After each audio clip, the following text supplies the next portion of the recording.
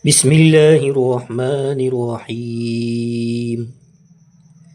إن في خلق السماوات والأرض واختلاف الليل والنهار والفلك التي تجري في البحر بما ينفع الناس وما أنزل الله من السماء من ماء فأحيا به الأرض بعد موتها وبث فيها من كل دابة وتصريف الرياح والسحاب المسخر بين السماء والأرض لآيات لقوم يعقلون.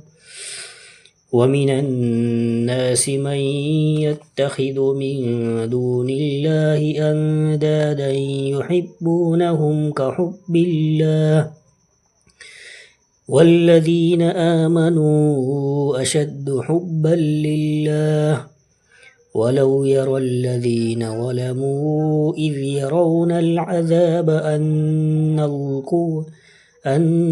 القوة لله جميعا وأن الله شديد العذاب.